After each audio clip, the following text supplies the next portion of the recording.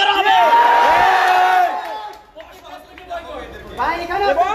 আমাদের কিছু লিস্ট করা আছে যারা বিগত ছাত্র লীগের সাথে ছিল, আমরা সেই লিস্টগুলো ঘোষণা করবো এখন।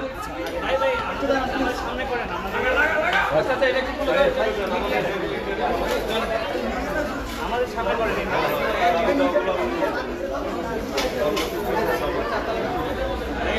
সবাই থাকেন। আরে বাইরে থেকে নিয়ে নাও না, এটা তো লাগাম লাগবে। আরে একটা তালা মারো না ভাই।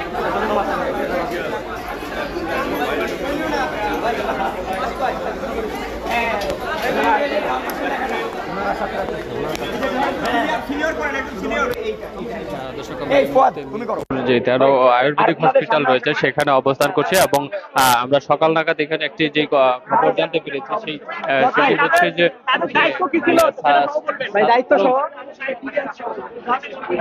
যে ছাত্র জনতা রয়েছে এই আয়ুর্বেদিক সেই হসপিটালে কিন্তু তারা বলছিল যে ছাত্র দলের যে একটি হামলা সেই হামলা হয়েছে এবং সেই হামলার প্রেক্ষিতে কিন্তু তারা এখানে প্রতিবাদ সমাবেশ করছে এবং মিছিল করছে। দর্শক, আমরা যেমনটি এখানে এসেছি জানতে পেরেছি তাদেরকে ভিতরে আটকে রেখে কিন্তু যে হসপিটালটি তালা দেওয়া হয় এবং বহিরাগত যে ছাত্রছাত্রী সাধারণ শিক্ষার্থী রয়েছে তারা কিন্তু এখানে প্রবেশ করে এবং প্রবেশ করে কিন্তু তাদেরকে হুমকি ধুমকি দিতে থাকে এবং ছাত্র বলে তাদেরকে কথা বলার চেষ্টা করে। দর্শক, এই মুহূর্তে আমরা সরাসরি লাইভে যুক্ত হয়ে তাদের যে ব্রিফিং শোনার চেষ্টা করব। আমি তাদের ব্রিফিং শোনার চেষ্টা করব যে কি বলছেন তারা।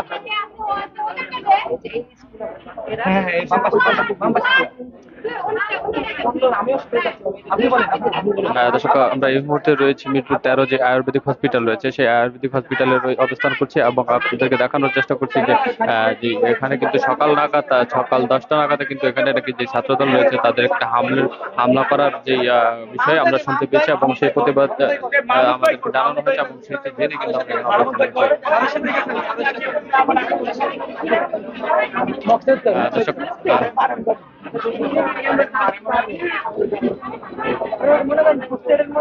দর্শক,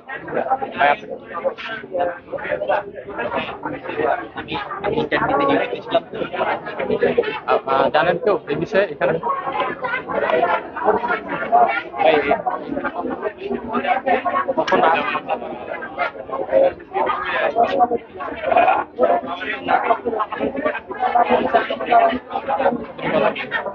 সেটা হচ্ছে যখন হামলার কথা বলা হচ্ছে সেটা সঠিক টাইমটা বলতে পারবো না, টাইমটা 11টায় হতে পারে, সকাল টাইম। যারা হামলা করছে আমরা ওদের নাম বলতে চাই না, কিছু টোকাই ছিল কিন্তু ওরা জিয়ার সৈনিকেরা ওরা জিয়ার স্লোগান দিচ্ছে। এখানে তো স্পষ্ট যারা জিয়ার স্লোগান দিচ্ছে ওরা কোন দল হতে পারে, ওদের স্পষ্ট। আর কথা হচ্ছে আমাদের হুমকি দিচ্ছে, আমাদের ক্যাম্পাস থেকে অনেকের নাকি মামলা দিবে, আগে শিবির ট্যাগ দিত, এখন হচ্ছে আওয়ামী লীগ ট্যাগ দিচ্ছে আরই।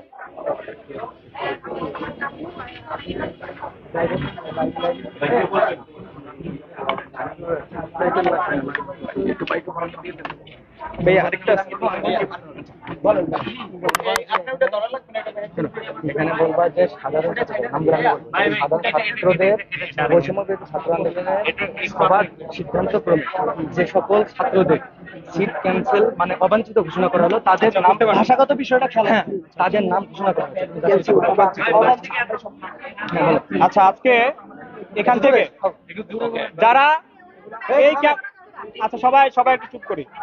যারা এই ক্যাম্পাসে বিগত 17 বছর ধরে আওয়ামী লীগের ব্যানারে, ছাত্রলীগের ব্যানারে সাধারণ শিক্ষার্থীদের সাথে সকল ধরনের মানসিক নির্যাতন, সকল ধরনের শারীরিক নির্যাতন করেছে, যাবতীয়ভাবে যেভাবে হয়রানি করা যায় সকলভাবে হয়রানি করেছে, তাদেরকে এই সকল সাধারণ শিক্ষার্থীদের দাবি দেওয়ার ব্যাপার থেকে সিদ্ধান্তক্রমে পরামর্শক্রমে আমরা একটা লিস্ট তৈরি করেছি যারা এই ক্যাম্পাস থেকে তাদেরকে অবাঞ্ছিত ঘোষণা করা হয়েছে। তো সেই লিস্টটা হচ্ছে এখন আপনাদের সামনে উপস্থাপন করা হবে। এখানে সাধারণ ছাত্রদের পরামর্শক্রমে একটা লিস্ট তৈরি করা হয়েছে। এখানে ভোটের সিদ্ধান্তের ভিত্তিতে যে এখানে কে আর হলে থাকতে পারবে না, যে যারা ছাত্রলীগের তারা আমাদের অনেক অত্যাচার নির্যাতন এবং জুলুম করেছে, আমরা তাদেরকে অবাঞ্ছিত ঘোষণা করতেছি। প্রথম হচ্ছে অনিক 28তম ব্যাচ, ইকবাল 30তম ব্যাচ, অনিক সাবেক ভিপি, অবৈধ ভিপি, ইকবাল অবৈধ ছাত্র সংসদের অবৈধ বিধি। ছাত্রলীগের কমিটিতে সভাপতি ছিলেন, শাহিন সেক্রেটারি ছিলেন, সুলতান মাহমুদ উনি হচ্ছে যুগ্ম সাধারণ সম্পাদক এবং হচ্ছে ছাত্র সংসদের ক্রিয়া সম্পাদক ছিলেন, সৌরভ শীল 32, আব্দুল্লাহ 32, ফাহিম 32তম ব্যাচ, সিয়াম 28তম ব্যাচ, মিজান 28তম ব্যাচ। এগুলোই আপাতত সবার পরামর্শ এবং সিদ্ধান্তের ভিত্তিতে এই নামগুলো আমাদের মাঝে উঠে এসেছে। ধন্যবাদ। আচ্ছা, একটু আমি প্রশ্ন করি। তাদেরকে অবাঞ্ছিত ঘোষণা করা হয়েছে। আচ্ছা, অবাঞ্ছিত ঘোষণা করেছে, যদি তারা হুম। রাজনীতি ছেড়ে আপনাদের সঙ্গে পরামর্শ করে যেভাবেই হোক, হুম। তারা রাজনীতি ছেড়ে ক্যাম্পাসে তারা সুস্থ স্বাভাবিকভাবে জীবনযাপন করতে, মানে- একটু পড়াশোনা করতে, শিক্ষা পাঠ্যক্রম গ্রহণ করতে চায়, আপনারা তাদেরকে কিভাবে গ্রহণ করবেন নাকি করবেন না? আপাতত আমাদের সিদ্ধান্ত হচ্ছে তারা হলে থাকতে পারবে না, হলে থাকতে পারবে না, মানে হলের সিট ক্যান্সেল। ঠিক আছে, তো এখন পরবর্তীতে তারা যদি আসতে চায় তো সবার সিদ্ধান্ত ক্রমে এবং পরামর্শ ক্রমে কি ডিসিশন আসতে পারে সেটা আমরা পরবর্তীতে জানাবো। আপাতত তারা হলে আসতে পারবে না, তাদের সিট ক্যান্সেল এবং ক্যাম্পাসে প্রবেশ করতে পারবে না। আছে? এই ব্যাপারে কারো কোনো দ্বিমত নাই? ঠিক আছে। ওকে, থ্যাংক ইউ ভাই। ভূমিকার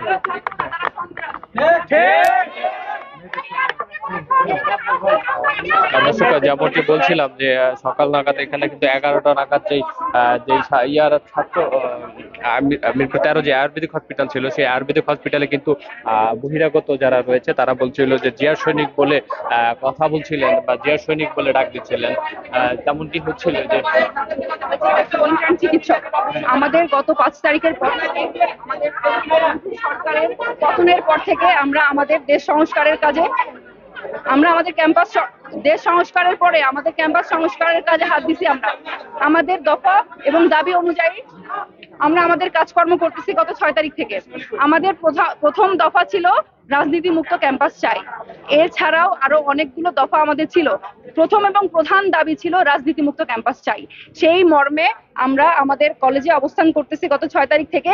আমাদের শান্তিপূর্ণ আন্দোলন, আমাদের ছাত্র সমাজের শান্তিপূর্ণ অবস্থান আন্দোলনের ভিত্তিতে আমাদের দাবিগুলো আদায়ের জন্য আমরা আমাদের প্রশাসনের সাথে কথা বলতেছি, অ্যাপ্লিকেশন দিতেছি, যেভাবে যা করা লাগে করতেছি। আজকে গতকালকে আমাদের এখানে একাডেমিক কাউন্সিলের মিটিং হয়েছে। তারা সবাই প্রজ্ঞাপন এই মর্মে, ছাত্র রাজনীতি নিষিদ্ধ মর্মে প্রজ্ঞাপন জারি করার কথা সিদ্ধান্ত হয়েছে। আজকে সেই প্রজ্ঞাপন আমাদের হাতে হস্তান্তর করার কথা, কিন্তু সকালবেলা এই খবর তাদের কানে গেছে এখানকার যে সন্ত্রাস বাহিনী আছে, এক সন্ত্রাস দেশ থেকে গেছে, কিন্তু আর এক সন্ত্রাস বাহিনী তারা এখনো দেশে অবস্থান করতেছে। তারা সকালবেলা আমাদের কলেজে ঢুকছে।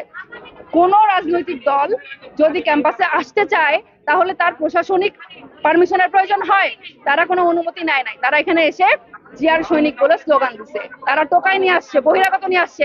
তারা সরাসরি গেট বন্ধ করে সরাসরি 4 তলায় উঠে গেছে। আমরা ছাত্ররা আমাদের গ্যালারি 1 রুম নাম্বার 401 নম্বর রুমে আমরা সাধারণ ছাত্র এবং আমরা ইন্টার্ন যারা আছে তারা অবস্থান করতেছে। আমাদের দফা অনুযায়ী আজকে প্রজ্ঞাপন হস্তান্তর করার কথা, সেই জন্য তারা 4 তলায় উঠে গেছে এবং তারা আমাদের উপরে আক্রমণাত্মক ভাব নিয়ে গালিগালাজ করতে করতে উঠছে। আমাদেরকে বলছে যে যারা যারা আছে তাদের লিস্টেড, তারা কিন্তু বলতেছে না, তারা বলতেছে ছাত্রলীগ লিস্টেড, কিন্তু তাদের এগেইনস্টেও আমরা যে কথা বলতেছি, আমরা যে ক্যাম্পাসে রাজনীতি চাই না, যারা এই মর্মে কথা বলতেছি, তারাও তাদের লিস্টেড। আমরা কিন্তু কোনো দল করি না, লিগেও ছিলাম না, কোথাও নাই। আমি এখন ইন্টার্ন।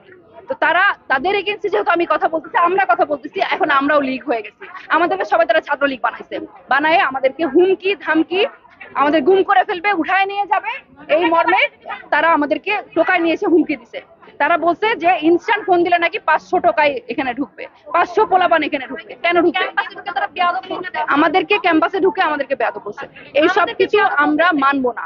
এই ক্যাম্পাসে কোনো রাজনীতি চলবে না। আমরা সাধারণ, আমার ছাত্ররা, আমি ইন্টার্ন, আমার হসপিটাল, আমার কলেজ, আমার হলে কোনো রাজনীতি থাকবে না, কোনো দলের কোনো প্রভাব থাকবে না, শিক্ষকদের মধ্যে কোনো রাজনীতি থাকবে না।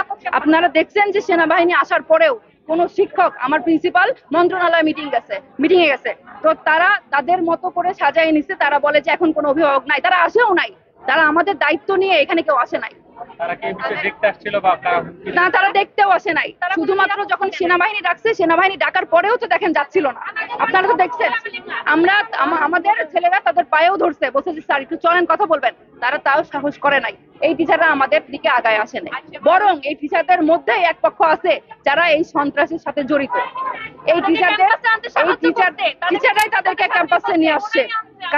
কারণ আমরা বলছি যে আমরা রাজনীতি চাই না, আমাদের এখানে শিক্ষকদের রাজনীতিও আছে, আমরা কোনো রাজনীতি চাই না। আমাদের উপর আজকে থেকে আক্রমণ শুরু হয়ে গেছে, আমরা জানি না আমাদের আর কোনো নিরাপত্তা আছে কিনা, ক্যাম্পাসেও না বাহিরেও না, আমি বলতে পারতেছি না। আচ্ছা, তারা বলছিল তারা আপনাদের সাবেক শিক্ষার্থী, এই খানকারী সাবেক শিক্ষার্থী যদি হয়, জিয়ার সৈনিক বলে তারা কেন কোনো পরিচয় দিতে পারে না? জিয়ার স্লোগান বলে না, তারা কেন জিয়ার সৈনিক বলে স্লোগান দিল? সাবেক শিক্ষার্থী হিসেবে ধরেন আসছে, তারা কেন স্লোগান দিল? তাদের সাথে টোকাই কেন আসলো? সে সাবেক শিক্ষার্থী হয়ে আমাকে কেন বলে যে এখন ফোন দিলে 500 পোলাপান চলে আসবে? আমার উপরে তারা আমি হাত দিয়ে বাধা দিয়ে রাখছি, আমাকে ছাড়াই তারা চলে যাবে, আমার উপরে আঙুল দিচ্ছে। আমার ভাইরা বলছে যে তখন তারা সাউট করছে জন্য ওরা থ্রেট দিছে, ওরা আমাদেরকে গালি দিছে, আমার উপরে অ্যাটাক করছে জন্য ওরা গালি দিছে। তখন তারা থ্রেট করছে যে এখন ফোন দিলে 500 পোলাপান চলে আসবে। এই যদি হয় সাবেক ভাই, ওই ভাইকে আমার দরকার নাই। একজন মধ্যবয়সী নারীকে দেখা গেছে আপনাদের সাথে তর্ক তিনি আমাদেরকে বিয়াদব বলছে। তারা একজন মধ্যবয়স্ক নারী আপনি বললেন, তারা আমাদেরকে বললো যে তারা আমাদের সিনিয়র বোন। যদি সিনিয়র বোনই হয়, তারা কি আমাদের মধ্যে আসছে? আমাদের সাথে কথা বলছে? বলে নাই। আপনাদের সামনে ওই যে যারা সন্ত্রাস নিয়ে আসছে তাদের সাথে ছিল, আমি গিয়ে আমরা ওখানে কথা বলছি, আমাদের কোনো কথা বলার আগে আমাদেরকে বেয়াদব বলছে। এই যদি সিনিয়র আপু হয়, এই আপুকে যে কি করবো?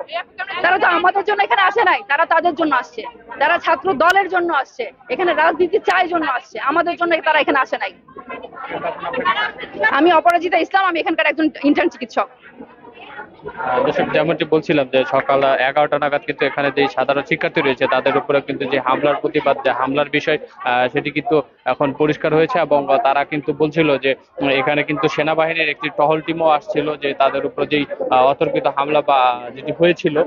দর্শক, আপনাদেরকে যারা এই মুহূর্তে যুক্ত হয়েছে তাদেরকে তাদের উদ্দেশ্যে বলছি, জানাতে চাচ্ছি যে আমরা এই মুহূর্তে রয়েছি মিরপুর 13 নম্বর যে এই আয়ুর্বেদিক মেডিকেল কলেজ রয়েছে সেখানে অবস্থান করছে এবং সেখানের যে ছাত্রছাত্রী রয়েছে সেখানে কিন্তু সকাল 11টা নাগাদ একদল বহিরাগত এসে তাদের উপরে হামলার চেষ্টা করে এবং জিয়ার সৈনিক বলে স্লোগান দেয় এবং তাদের সাথে আমরা কথা বলে যতটুকু জানতে পেরেছি এখানে যে যারা প্রশাসন রয়েছে বা বিসি রয়েছে তাদের স্যার যারা রয়েছে তারাও কিন্তু কথা বলার চেষ্টা করছিলাম। তারা বলছিল এই বিষয়ে তারা কিছু জানে না এবং কোনো মতামত বা কোনো ক্যামেরায় বক্তব্য দিতে চাচ্ছিলেন না।